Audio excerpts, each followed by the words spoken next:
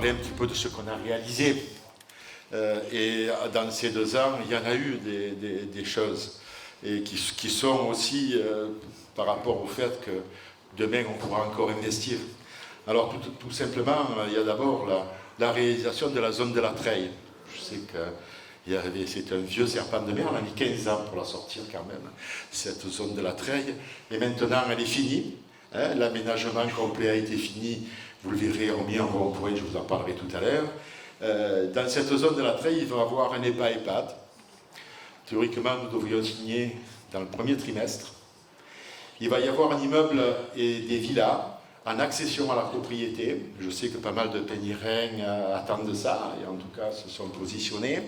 On va signer au mois de février, et les travaux commenceront immédiatement. Il y a une résidence senior qui a déjà été signée, et qui commence dans la semaine prochaine. Il y a une résidence sociale également, le Club des 6. Le Club des 6, c'est un rez-de-chaussée pour les handicapés et des logements sociaux pour que les handicapés, une fois qu'ils vont mieux, puissent avoir une autonomie. Donc on a choisi de faire notre social comme ça. Je pense que c'est Dédé Raymond qui était allé voir à l'époque ce fameux Club des 6. Merci. Donc il y a aussi un lotissement tertiaire où il y aura de l'emploi, et il y a des entreprises pénirènes qui attendent. Je pense que les signatures vont arriver là aussi dans ce mois-ci ou le mois prochain. Et il y a un lotissement classique aussi, puisqu'on a voulu faire une mixité un petit peu de tout ça. Mais tout ça va nous servir, parce que nous aurons du bénéfice sur cette opération. Ça va nous servir à avoir de l'autofinancement pour les investissements à venir. Là, je voudrais vous parler du château. Le château, on a des dates qui devraient correspondre à peu près à ce que l'on avait décidé, c'est-à-dire qu'on devrait pouvoir déménager la mairie, si tout va bien, au mois de septembre. Et les associations aussi. Pour vous dire que dans les salles d'en haut, la clim est mise, ça va assez vite. Donc on a espoir de se servir du château officiellement septembre, octobre, dans le pire des cas. Ça veut dire qu'avant la fin de l'année, on sera opérationnel.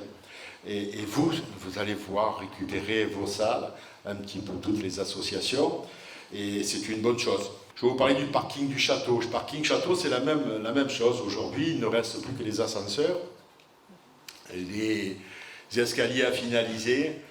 Je vais demander les autorisations, et je me bats aujourd'hui avec la sécurité pour pouvoir ouvrir une partie, peut-être, à la fin de l'année, là aussi, au mois de septembre, à la population qui attend aussi une partie de ces places pour dégager un peu des voitures de Peigny, puisque le but du jeu, je ne sais pas si vous en rappelez, c'est de faire 120 places enterrées pour lever 120 voitures de Peigny, afin de rendre le stationnement plus facile, même si, entre nous, on a quand même pas mal de parkings et qui sont déjà assez salutaires. Le parking du 8 mai a été... On a mis un petit city là dernièrement pour les enfants. Je pense que c'était nécessaire. On a eu aussi la maternelle. Maternelle, c'était une grosse opération, bien entendu, une opération à tiroir, puisque la maternelle, c'était la bibliothèque il y a quelque temps. Donc on a levé la bibliothèque, on a déplacé provisoirement, et on y a mis le réfectoire. Et la salle de repos. Donc la maternelle a été agrandie parce qu'on prévoit pour l'avenir. C'était une opération importante. Là aussi, cette opération, tout ce que je vous dis, c'est des opérations faites, finalisées, payées. Il y a aussi la salle de la Garenne que nous avons agrandie. Alors c'est vrai que ça fait quelque temps, on n'y pense plus après.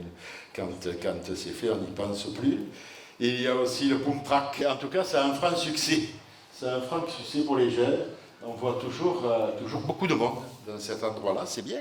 Donc, quand ça sert et que ça marche bien, il ne faut pas se gêner. On a aussi investi sur la crèche. On a fait un espace jeu important sur la crèche. Et puis, tout le divers, c'est-à-dire les véhicules électriques que l'on achète, etc., etc. On a fait pas mal de choses, y compris d'ailleurs sur les bâtiments communaux, puisqu'on a refait la toiture, on a refait un petit peu de propreté sur les bâtiments communaux, tout ça sans augmenter vos impôts. Hein, je me répète. En tout cas, voilà ce que l'on a fait, je suis certainement peut-être un petit peu oublié, et ce que l'on va faire cette année en tout cas. Cette année, On va faire un rond-point sur le CD 57, alors pour les habitants des Michel. Ce rond-point était prévu dans le cadre de l'aménagement de la Treille, bien entendu, des lotissements que l'on fait. Il était prévu, mais on n'a pas pu le réaliser en même temps parce que les études sont des fois un petit peu plus compliquées selon les endroits. Donc il est au bout du chemin de la Treille, pour ceux qui connaissent, où il y a la station d'épuration des Michel, la petite station d'épuration des Michel. Il y aura un rond-point. Ça cassera un peu la vitesse, parce que des fois, ça va un peu vite, là, dans ce secteur-là. Donc, ça aura aussi cette utilité, mais c'était une obligation pour nous, pour entrer dans notre zone. Donc, on va le faire. C'est des investissements qui sont pris en compte, là, à hauteur de 60% par le département, puisque c'est une route départementale. Et là aussi, les 40% restants sont prévus dans le programme de la Treille, donc tout est englobé, il n'y aura pas de souci particulier à sortir par rapport à ça. Je voulais vous parler aussi maintenant de l'immeuble qu'il va y avoir au bout de la place. Vous l'avez vu, il y a une belle affiche qui le montre. Et on va reparler de fait de la médiathèque, puisque cet immeuble qui est fait au bout de la place, tout le rez-de-chaussée va être propriété mairie.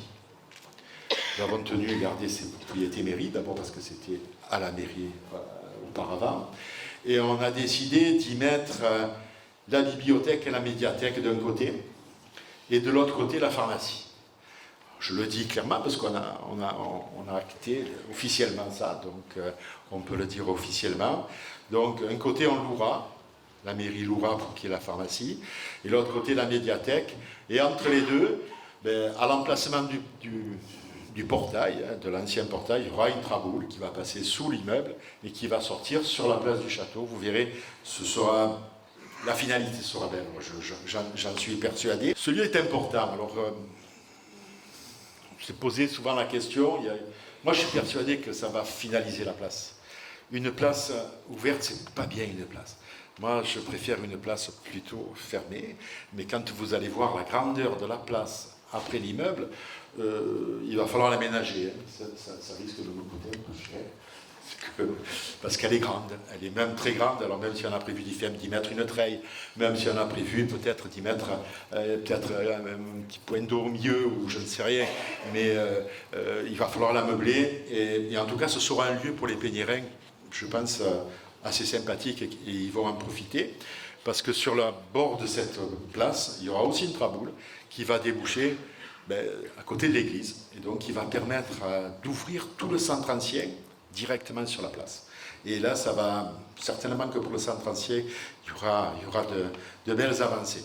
On a prévu aussi cette année de faire quelques plantations, tout simplement parce que le département des Bouches-du-Rhône a fait une proposition aux communes et a créé un dispositif qui s'appelle Provence Verte, et qui nous incite à planter des arbres ou autres. Donc, bien entendu, quand on a vu ça, on est vite allé sur ce programme-là, et on va de fait finir le parking du 8 mai avec des espaces verts et des arbres plantés. Le 8 mai, ce sera des oliviers, on finira complètement de partout en olivier. On va faire aussi sur le jeu de boules. On va fermer le jeu de boules en y mettant de la végétation assez dense. Alors, on ne mettra pas de cyprès, on mettra autre chose, parce que les cyprès, c'est un petit peu d'allergie. Mais pour vraiment fermer le jeu de boules, où il y a ces vieux arbres qui commencent à être dangereux et que nous sommes obligés de couper. Donc, on profite de cette aubaine du département pour faire toutes ces choses-là. Et s'il nous en reste, parce que je pense qu'il en restera un petit peu, il est prévu aussi en face du château.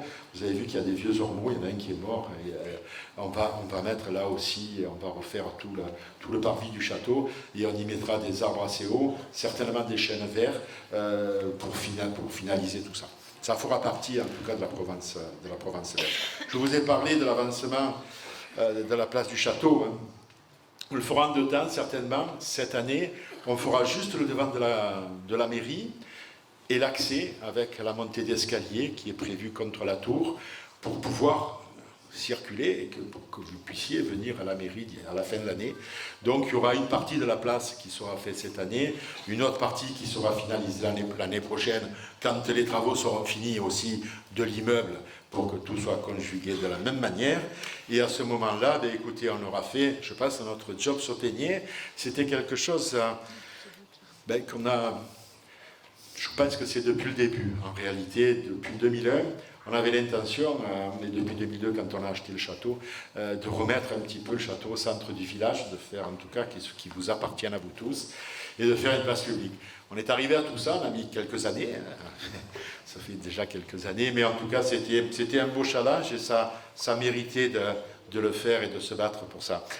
Voilà pour ce qu'on devrait faire l'année prochaine. Je vais juste rajouter qu'on a eu, et ça aussi c'est le département qui nous aide beaucoup, des subventions qui vont nous permettre d'avoir l'année prochaine tout un éclairage en LED.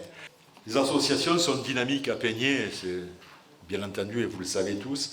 On a 29 associations, c'est énorme hein, pour notre petite commune. Je ne voudrais pas finir sans parler de la réserve communale, c'est parce que je n'en parle pas souvent, et pas assez en tout cas.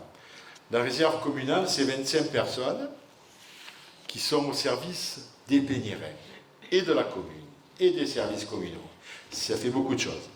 Moi, je voudrais les remercier parce que pendant le Covid, ils ont porté des médicaments à des gens, ils ont porté des repas parce que les gens ne pouvaient pas se déplacer ou avaient peur de se déplacer.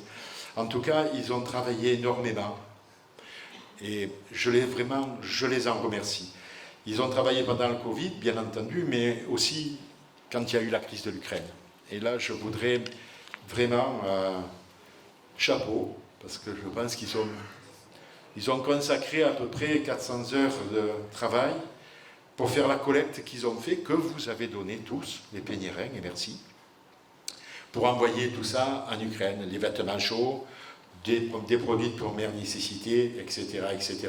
Ils étaient là aussi quand on a reçu ici, dans cette salle, un quart d'Ukrainiens, que beaucoup de Peignérains ont logé, et on doit tous les remercier de cette solidarité peignéraine qui s'est faite, j'allais dire, spontanément. Merci à vous tous d'être venus et je vous souhaite pour cette année, heureuse année, bonheur et vraiment du plus.